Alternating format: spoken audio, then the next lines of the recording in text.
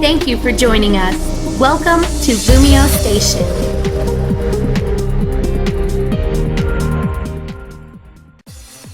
What's up, YouTube? This your boy ShinoWorld. Go back here like I'm on what's poppin' though. Welcome to PokéTV. PokéTV is an anime reviewing series for Pokemon exclusively to LumioStation. So with that being said, welcome to the channel, guys. Go ahead and subscribe if you're not a member of LumioStation. Go ahead and subscribe to become a member today.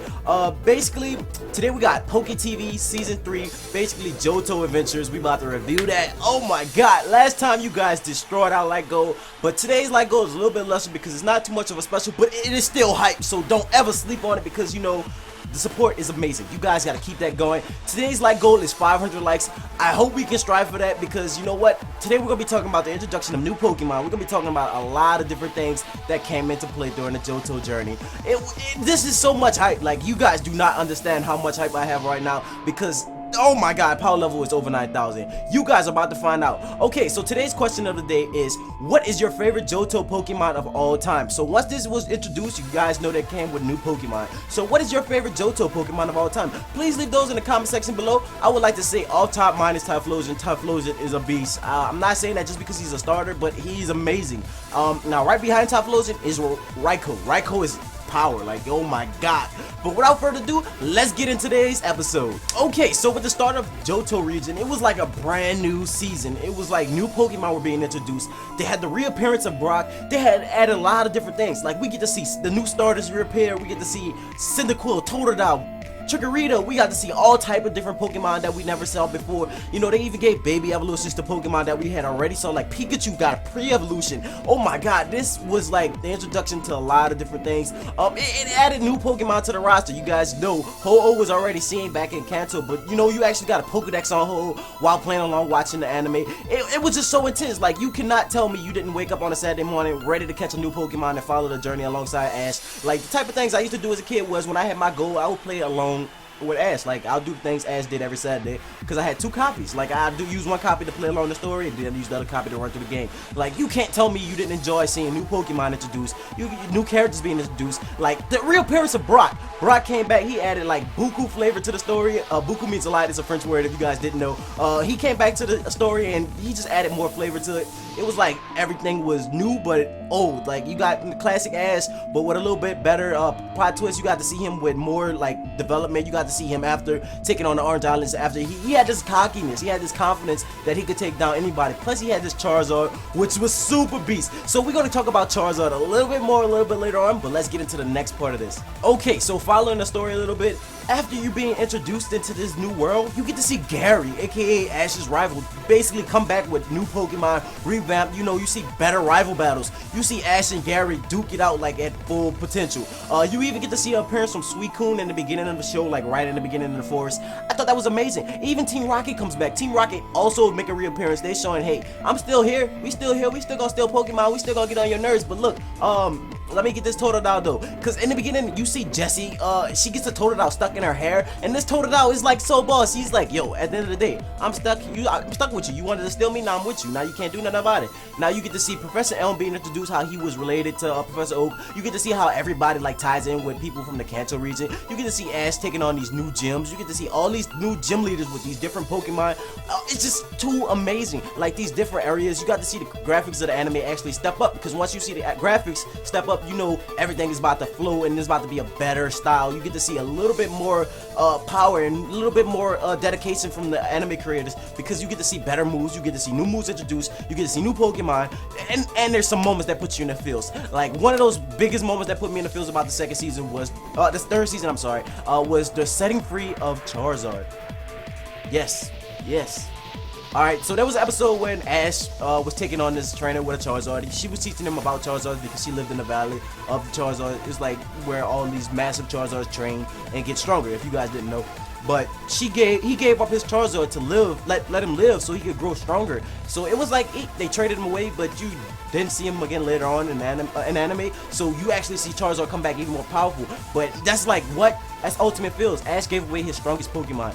I'm just like, yo, he gave away his final Evo. You also get to see Ash catch all three of the starters. He get a Cyndaquil, he get a Totodile, and a Chikorita. Come on now, it's like he's all in Kanto with it. He like, It's the original style. This is the original flavor. But they got some new Pokemon up in here. I see y'all though. I'm about to snatch y'all up real quick. Like he really ran after all these Pokemon. He caught them as fast as possible. Like y'all can't tell me Ash didn't do his thing. You got to see like a red Gyarados appear in anime. You basically when Lance appeared, you got to see Lance and Ash team up to take on Team Rocket. You got to see like a lot of the gym leaders had a lot of different connections between each other. Like Claire and Lance cousins. Like what? Who would ever thought that? They showed like a lot of different bonds. I think they implemented more bonds and like tried to build on the character development a little bit more in this season, because you see how so many people tied in with each other and so many people knew each other. Like they had Ash going out after a Larvitar egg. He's basically bringing a Larvitar egg. You know, he hashed it. He established a bond with this Pokemon, and later on he brought off the Pokemon, gave it away. I was thinking he was gonna get a Tyranitar. Like if Ash would have got that Tyranitar, I would have thought it was amazing. Like you see so much implemented in this. You even see Ash like taking care of a baby's Lugia. Like they called him Silver.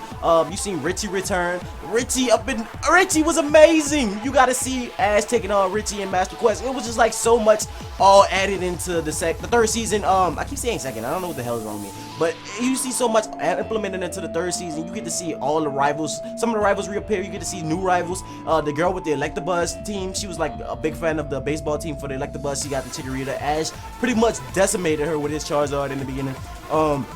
You see so much added. You see so much flavor. It was like the old style plus this new style, and then they kind of fused it together to implement new Pokemon, new battle styles. It was just like powerful. I could not miss an episode of that. Like you gotta tell me that you love waking up and seeing new Pokemon for the first time. Like for the first time ever, seeing them on TV. Like it's a different thing to play with the new Pokemon, but actually see them used and on TV was amazing. Cause like when you see the new moves added to the game, you was like, oh damn, that's cool. But once you see the new moves added in the TV show and see the effects of it, and you see like the full-fledged being of that move, you just think about it and you just be like, yo, this is really a spectacular move. I love what they did with it. You know, they just add all type of different flares to it. They give it all type of glimmers and glams, and they make it extra perfect. Another thing I did like about it, I did like the story between the Burn Towers. I love that. The story between the Burn Towers for this was so amazing. Like it was like astounding. It astounded me. I was just like, god damn. It was like, oh, I don't think you guys understand how hype I am about this. Like Johto was one of my favorite. The opening for Johto alone was powerful. Pokemon Johto, like that was amazing. Like the music was awesome. It was on par with like greatness. I love it. They added like some of the game themes into it, which was an amazing aspect that they added in there. They tried to implement that in there really well. You know, they tied everything in with the game and the TV show, because the game actually followed the story a little bit. It's just you wasn't Ash, because you actually had to go to the Lake of Rage, battle Red Gyarados. You get to catch it or not, and you know in the anime, Lances take the Red Gyarados, but in the game you get to take it. So I was like, yo, I'm not letting you get it. I'm gonna get it, you know, while watching the anime. It just added so much flair to me. You know, it was my first time seeing the shiny Pokemon on TV. It was just like they had some few other Pokemon in not Master Quest. It's Pokemon Orange Islands. When that Pokemon eat the certain berries, they turn a different color. But this was a real shiny because it was forced through evolution. And Team Rocket forced a Pokemon to evolve through evolution. I don't think you guys understand. Team Rocket actually amped it up a little bit. This was not the standard Team Rocket, but this was the more powerful Team Rocket. This is where we had Butch and Cassidy basically trying to outdo Jesse and James. Like Butch and Cassidy were helping the mids of Team Rocket, you know, trying to make Jesse and James look bad. That way they could get on Giovanni's good side and, you know, have better praise than them.